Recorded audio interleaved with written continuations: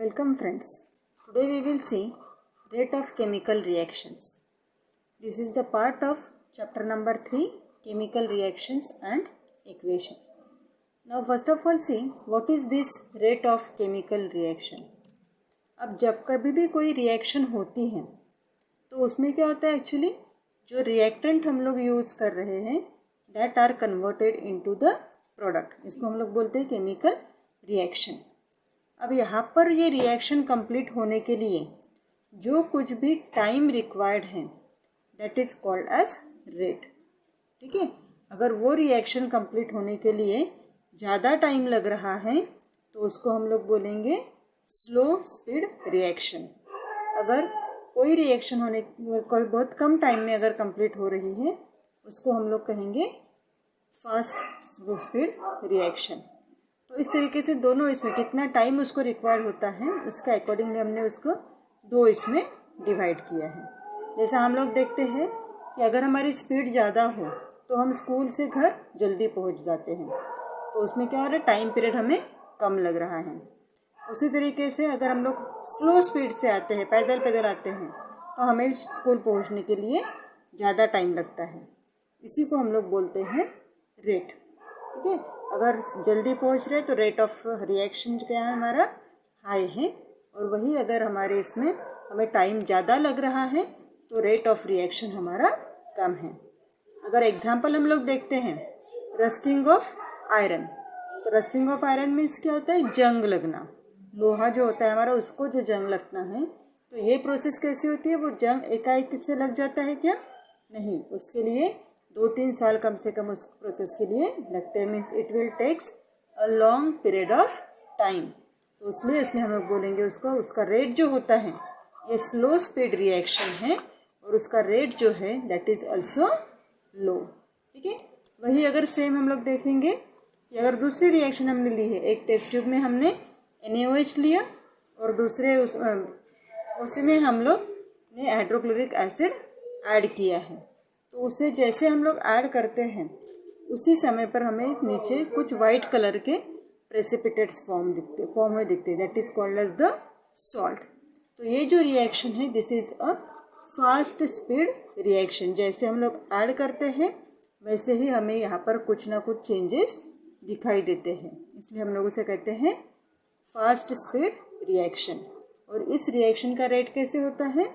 इस रिएक्शन का रेट हमेशा हाई होता है. ओके, ये सिंपल एग्जांपल हमने यहाँ पर 2 लिए हैं, उससे हमें पता चलता है कि रिएक्शन का रेट क्या होता है. अब ये जो कोई भी रिएक्शन रेट है उसके ऊपर वो जो होता है रिएक्शन रेट वो किसी फैक्टर्स पर डिपेंड होता है. ठीक है, तो ऐसे 5 फैक्टर्स हैं जिस पर rate of chemical reaction depend होता है. फर्स्ट है हमारा nature of the reactant. Second है size of the particle of the reactant, उसका साइज कैसे छोटा है बड़ा है उसके accordingly. Then concentration of the reactant, उसका कॉन्सेंट्रेशन कैसे है. टेम्परेचर क्या है, और अगर हम लोग उसमें कैटलिस्ट ऐड करते हैं तो रिएक्शन रेट क्या होता है. अब एक एक करके हम लोग यहाँ पर इसके फैक्टर्स देखेंगे.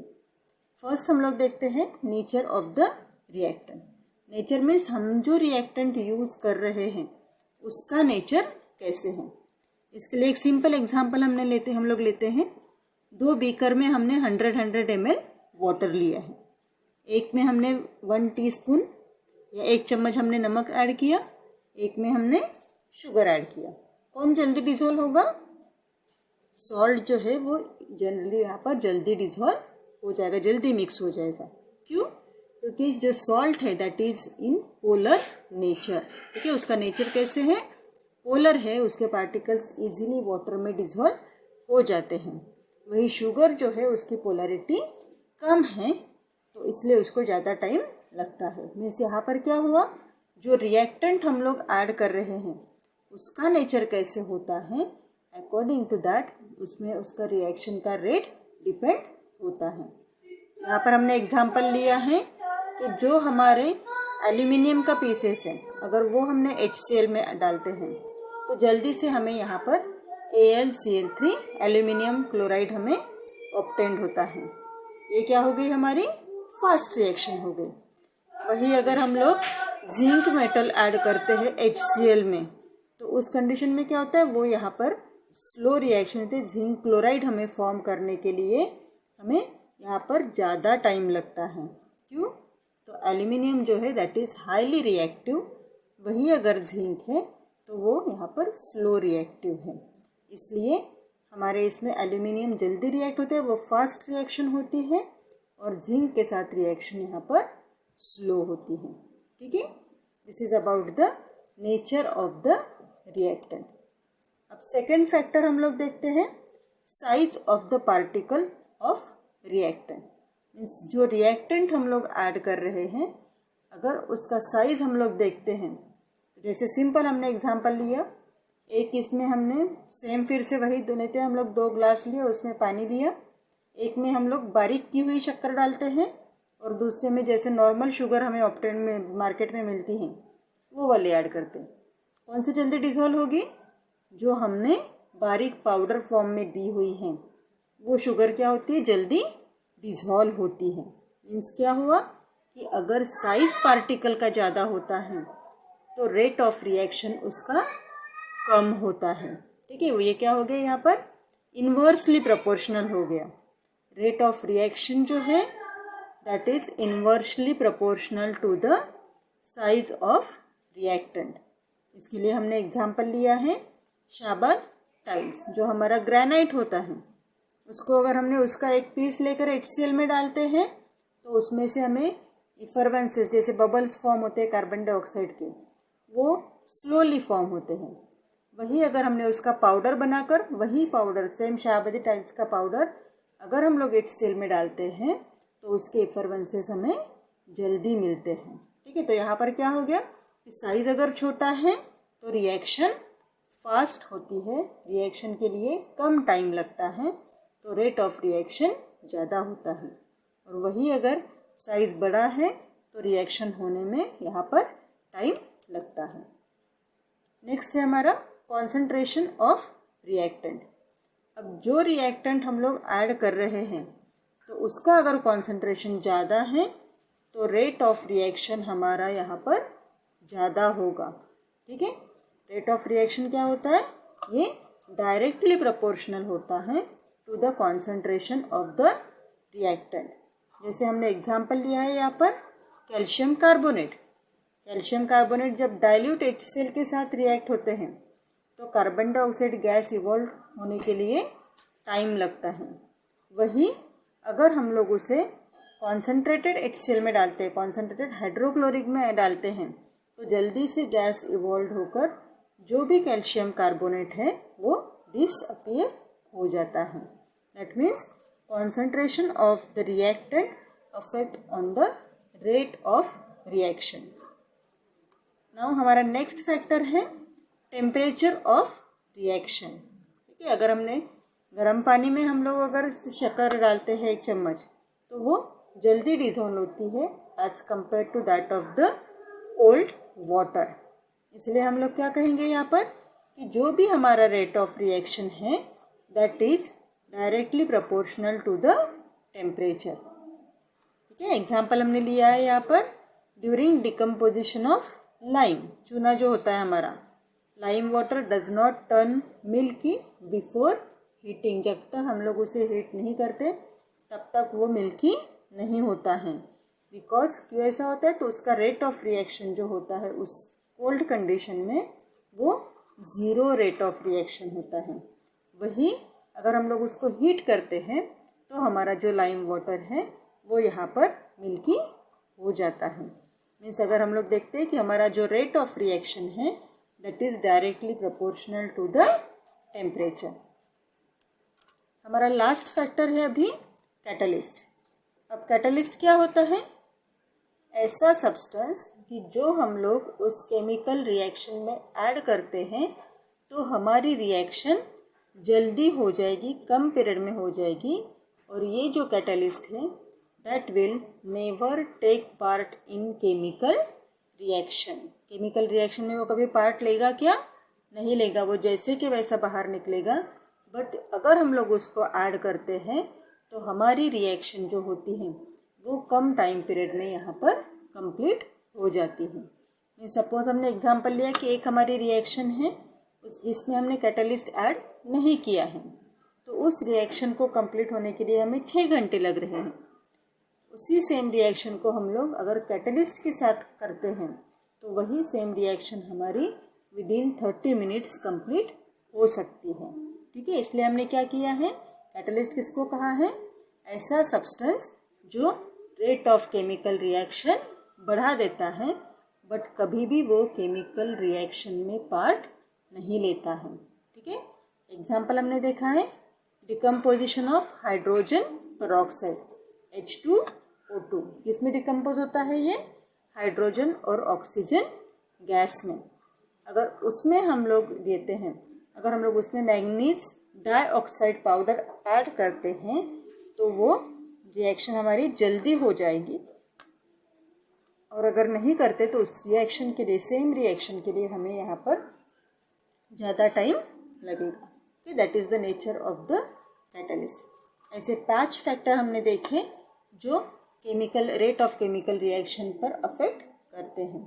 फर्स्ट था हमारा nature of reactant, second size of reactant, third concentration of the reactant, fourth one is temperature, and fifth one is the catalyst. Now we will see oxidation reaction. अब ऑक्सीडेशन रिएक्शन मीन्स क्या होता है, oxidation means क्या होगा, जहाँ पर oxygen combine होता है, मीन्स हमारे रिएक्टेंट जो है वो अगर ऑक्सीजन के साथ कंबाइन हो रहे हैं तो उस रिएक्शन को हम लोग कहते हैं ऑक्सीडेशन रिएक्शन। और वही सेम रिएक्शन में अगर हाइड्रोजन गैस इवॉल्व हो रहा है, ठीक है, 2 कंडीशंस हमने यहाँ पर रखी हुई है, एक combination of oxygen and second is evolution of hydrogen. अगर ये 2 फॉर्म्स हमें मिल रहे हैं रिएक्शन में तो उस टाइप के रिएक्शन को हम लोग कहते हैं यहाँ पर ऑक्सीडेशन रिएक्शन। यहाँ पर हमने 4 एग्जाम्पल लिए हैं। फर्स्ट रिएक्शन में हमने क्या किया, मैग्नीशियम को ऑक्सीजन के साथ कंबाइन किया तो हमें यहाँ पर मिला हुआ है मैग्नीशियम ऑक्साइड। कार्बन कंबाइन हुआ ऑक्सीजन के साथ, कार्बन डाइऑक्साइड। मीन्स क्या हुआ, इन दोनों रिएक्शन में ऑक्सीजन को हमने रिएक्टेंट करके यूज किया है, हमारे दूसरे केमिकल के साथ हमने उसे कंबाइन किया हुआ है। वही अगर आप थर्ड और फोर्थ रिएक्शन देखते हो तो यहाँ पर क्या हुआ है कि जो कुछ भी हमने हाइड्रोजन यहाँ पर हमारे इसमें इवॉल्व हुए हैं, यहाँ पर भी क्या हुआ है, हाइड्रोजन गैस इवॉल्व हुआ है, H2 गैस यहाँ पर इवॉल्व हुआ है। तो ऐसे टाइप के combination of oxygen and evolution of hydrogen, ऐसे टाइप के अगर रिएक्शन है तो उसको हम लोग कहते हैं ऑक्सीडेशन रिएक्शन। अब ये जो ऑक्सीडेशन रिएक्शन है, ये ऑक्सीडेशन रिएक्शन जिसकी वजह से कैरिड आउट होती है, ठीक है, जैसे हमने कहा कि ऑक्सीजन उसमें कंबाइन होता है बट ऑक्सीजन हम लोग उसमें ऐड करते हैं क्या, नहीं। तो कोई ऐसा केमिकल होता है जो ऑक्सीजन रिलीज करता है, ठीक है, और फिर वो ऑक्सीजन जाकर रिएक्ट होता है उस रिएक्टेंट के साथ। ऐसा जो कुछ भी केमिकल है उसको हम लोग कहते हैं ऑक्सीडेंट। मीन्स जो chemical substance oxidation reaction carried out करता है, ठीक है, that is called as the oxidising agent. जैसे हमने यहाँ पर एग्जाम्पल देखे हैं K2Cr2O7, ठीक है, जो हमारा पोटेशियम डाइक्रोमेट है वो अगर हमने H2SO4 में ऐड किया तो उसमें से नेसेंट ऑक्सीजन यहाँ पर जनरेट होता है और फिर ये ऑक्सीजन, नेसेंट ऑक्सीजन जाकर किसी दूसरे कंपोनेंट के साथ रिएक्ट होकर ऑक्सीडेशन रिएक्टेंट कैरिड आउट करता है। सेकेंड है हमारा पोटेशियम परमैंगनेट, वो अगर हम लोग H2SO4 में ऐड करके यूज़ करते हैं तो उसमें भी सेम वैसे ही नेसेंट ऑक्सीजन हमें मिलकर ऑक्सीडेशन रिएक्शन कैरिड आउट होती है। Then we will see reduction reaction. जैसे ऑक्सीडेशन रिएक्शन थी, जस्ट उसी के अपोजिट हमें यहाँ पर क्या देखना है, रिडक्शन रिएक्शन। ऑक्सीडेशन में हमने कहा था ऑक्सीजन कंबाइन होता है, रिडक्शन में हम लोग क्या कहेंगे, ऑक्सीजन यहाँ पर रिलीज होता है। फिर कंबाइन क्या होगा, जो हमारा हाइड्रोजन है वो अगर कंबाइन हो रहा है तो उस रिएक्शन को हम लोग कहते हैं रिडक्शन रिएक्शन। जैसे यहाँ पर आप 3 रिएक्शंस देख रहे हो। पहले 2 रिएक्शंस में क्या हुआ है, हाइड्रोजन यहाँ पर हम लोग एज अ रिएक्टेंट करके यूज़ कर रहे हैं, वो यहाँ पर रिएक्टेंट के साथ कंबाइन हो रहा है, इसलिए हमने इन दोनों को कहा है रिडक्शन रिएक्शन। वही हम लोग 3rd रिएक्शन अगर देखते हैं तो उस रिएक्शन में क्या हुआ है, ऑक्सीजन गैस रिलीज हुआ है। ठीक है, ऐसे टाइप की अगर रिएक्शन है तो भी हम लोग उसको कहते हैं रिडक्शन रिएक्शन। और ये रिडक्शन रिएक्शन जिसकी वजह से कैरिड आउट होती है, जो ये रिएक्शन करता है, उसको हम लोग कहते हैं रिडक्टेंट। क्या कहेंगे हम लोग उसे, रिडक्टेंट। जैसे इस कंडीशन में हम लोग देखेंगे फॉर्मेशन ऑफ मीथेन, तो यहाँ पर हाइड्रोजन क्या कर रहा है, this hydrogen is act as an reductant, उसको हम लोग क्या कहेंगे यहाँ पर रिडक्टेंट करके यूज करेंगे। Then we will see the redox reaction. अब रेडॉक्स रिएक्शन क्या होता है, ऐसे रिएक्शन जिसमें ऑक्सीडेशन और रिडक्शन दोनों एक साथ कैरिड आउट होता है। एक साथ दोनों रिएक्शन, एक ही रिएक्शन में हमें दोनों प्रोसेस यहाँ पर दिखती है, that is called as redox reaction. उसी सेम रिएक्शन को हम लोग कहते हैं ऑक्सीडेशन रिडक्शन रिएक्शन। अब ये एग्जाम्पल हम लोग देखते हैं, barium sulphate reacts with carbon. हमें क्या मिलता है इसमें से, barium sulphide and carbon monoxide. अब ये बेरियम सल्फेट का क्या हुआ इसमें से, ये ऑक्सीजन है, ये निकल गया है, रहा क्या हमारे पास, बेरियम सल्फेट रहा। अब इस रिएक्शन को हम लोग क्या कहेंगे यहाँ पर, this is called as a evolution of oxygen, that is called as reduction. And यहाँ पर क्या हुआ है, ऑक्सीजन कंबाइन हुआ है, that's why it is called as a oxidation reaction. Actually it is wrong here, that we have to exchange. इसको हमें यहाँ पर रिडक्शन चाहिए था, यहाँ पर हमारा ऑक्सीडेशन चाहिए था।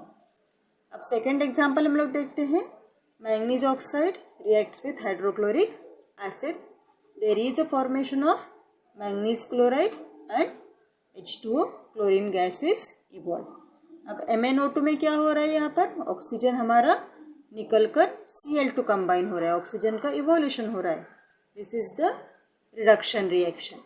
और यहाँ पर क्या हो रहा है, हाइड्रोजन रिएक्टेंट के साथ कंबाइन होकर ऑक्सीजन यहाँ से अटैच हुआ है, that is the oxidation reaction. ठीक है, दिस इज, अगर दोनों रिएक्शन यहाँ पर देखते हैं हम लोग ऑक्सीडेशन रिडक्शन, दोनों रिएक्शन एक ही प्रोसेस में हो रही है, एक ही केमिकल इक्वेशन में हो रहा है, that's why this is called as an redox reaction. Next factor हमारे इसमें है करोजन। अब करोजन मीन्स क्या होता है कि जो भी हमारा मेटल है, अगर वो मेटल उसकी ओरिजिनल प्रॉपर्टी खो देता है, ठीक है, उसका डिस्ट्रक्शन हो जाता है, उसकी प्रॉपर्टीज जो होती है वो चेंज हो जाती है, तो उस मेटल को हम लोग कहते हैं करोडेड मेटल। जैसे क्या होता है हम लोग कि जो उसका डिके हो रहा है, उसका डिस्ट्रक्शन हो रहा है मेटल का, ऐसा क्यों होता है, because of the oxidation process. ठीक है, ऑक्सीडेशन की वजह से उसका डिके हो रहा है, उसका डिस्ट्रक्शन हो रहा है, तो उसको हम लोग कहते हैं करोजन। और ये जो करोजन है, this is carried out because of the atmospheric changes. Atmosphere में जो कुछ भी चेंजेस होते हैं, अगर मॉइस्चर है तो अलग है, ड्राइनेस है तो अलग है, तो ये जो कुछ भी होता है वैसे हम लोग इसको देखते हैं, उसको हम लोग कहेंगे करोजन। अब इसमें एग्जाम्पल हम लोग लेते हैं रस्टिंग ऑफ आयरन। हमारा बहुत कॉमन एग्जाम्पल है ये रस्टिंग ऑफ आयरन। जैसे हम लोग अभी देखते हैं कि जो हमारे घर में कूलर लगा हुआ है, तो पहले 1-2 साल वो कूलर ठीक रहता है, बट कंटिन्यूसली अगर हम लोग उसको यूज़ कर रहे हैं तो उसमें उसके ऐसे लाल लाल कलर के छिलके निकलते हैं, वो जंग खा जाता है। क्यों ऐसे होता है, जब कभी भी ये अगर आयरन जो हमारा है, लोहा जो हमारा है, वो अगर वाटर के साथ कांटेक्ट में आ रहा है, फिर वो मॉइस्चर के फॉर्म में हो या लिक्विड वाटर के पास साथ में हो, अगर उस कंडीशन में वैसे आ रहा है तो हम लोग उसे क्या कहेंगे, फिर उसका रस्टिंग हो जाता है। बट एक्चुअल में ये प्रोसेस कैसी होती है ये अगर हमें देखना है तो यहाँ पर हम लोग उसमें, आपको इस डायग्राम में 4 टेस्ट ट्यूब दिख रही है। 4 टेस्ट ट्यूब में हमने क्या लिया है, फर्स्ट इसमें हमने बॉइल्ड वाटर लिया है और उस बॉइल्ड वाटर में एक ऊपर यहाँ पर ऑयल की लेयर रखी है, उसमें हमने नेल ऐड कर दी। सेकेंड में हमने लिया है सॉल्ट वाटर, कोई भी सॉल्ट का वाटर आप ले सकते हैं। थर्ड में खाली टेस्ट ट्यूब है हमारी जिसमें एयर प्रेजेंट है, उसमें हमने नेल रखा है। और थर्ड इसमें हमने रखा है अनहाइड्रस कैल्शियम क्लोराइड। अब ये कैल्शियम क्लोराइड क्या करता है कि जो कुछ भी इसमें एयर प्रेजेंट है, एयर में मॉइस्चर प्रेजेंट है, वो मॉइस्चर ये कैल्शियम क्लोराइड एब्जॉर्ब कर लेता है।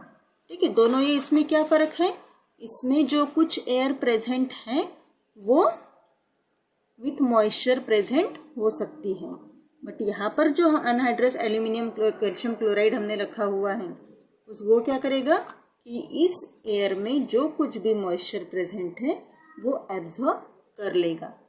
जब कुछ समय बाद हम लोग इसके ऑब्जर्वेशंस देखेंगे, ये इसमें से नेल बाहर निकाल कर हम लोग देखेंगे तो हमें क्या दिखेगा कि जो हमारा सॉल्ट सॉल्यूशन है उसमें जो हमने यहाँ पर नेल रखा हुआ है वो सबसे ज़्यादा रस्ट हुआ होगा, और वही ये जो एयर एंड कैल्शियम क्लोराइड में हमारा नेल है ये सबसे ज़्यादा कम रस्ट हुआ होगा या रस्टिंग उसमें उसका करोजन नहीं हुआ होगा। तो इससे हम लोग क्या कह सकते हैं कि रस्टिंग होने के लिए या करोजन होने के लिए ऑक्सीजन और वाटर दोनों की ज़रूरत वहाँ पर, दोनों भी फैक्टर्स यहाँ पर रिस्पॉन्सिबल होते हैं। अब एक्चुअल में क्या होता है, कैसे ये रस्टिंग होता है, तो सबसे पहले क्या होगा कि जो भी हमारा आयरन है, जो हमारा नेल है, सपोज हमने यहाँ पर लिया, ये लोहा जो कुछ भी है उसका सबसे पहले क्या होगा, ऑक्सीडाइजेशन होगा उसका, और उसकी वजह से यहाँ पर जो हमारा Fe के फॉर्म में है, उसके स्टेबल फॉर्म में है, ये कन्वर्ट किस में हो जाएगा, Fe2+ में। ठीक है, उसका फेरस आयंस फॉर्म होंगे। अब ये जो फेरस आयंस है ये कन्वर्ट हो जाते हैं बाद में फिर फेरिक आयन में, Fe3+ आयन में।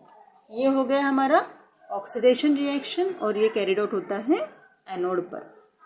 वही सेम जो हमारा ऑक्सीजन है जो एयर में प्रेजेंट होता है, एयर से आता है, वो कंबाइन होता है हाइड्रोजन के साथ और वहाँ पर वाटर फॉर्म हो रहा है।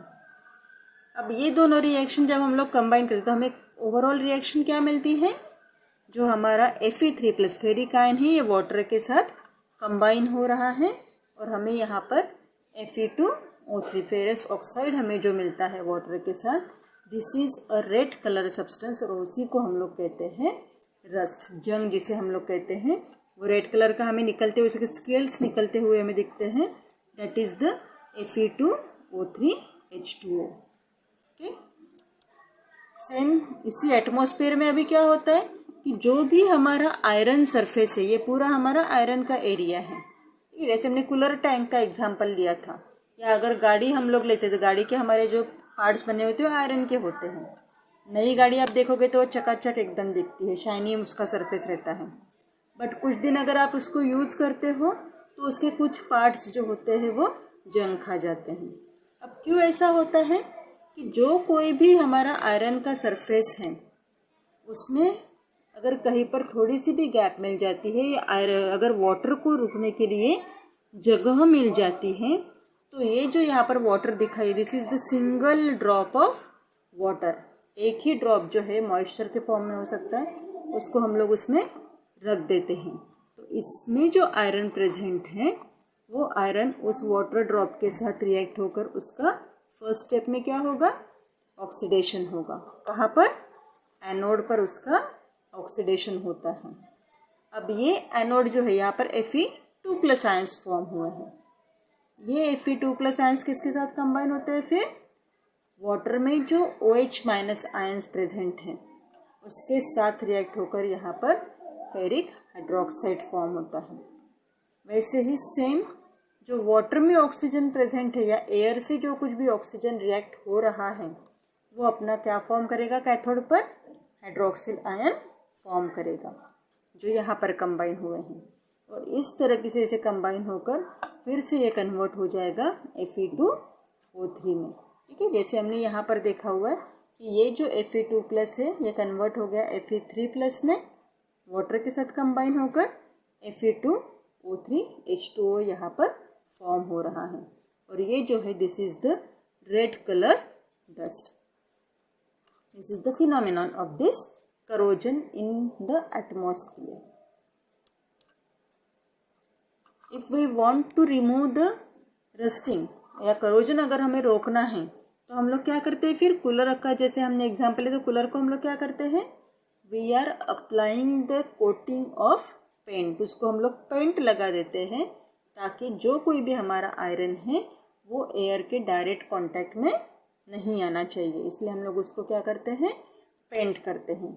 या कभी कभी हायर मशीनरीज जो होती हैं उसमें अदर मेटल जैसे कॉपर का या एल्यूमिनियम का वहाँ पर उस पर कोटिंग देते हैं ताकि जो मशीन बड़े बड़े मशीन्स होते हैं वो करोड नहीं होना चाहिए मेटल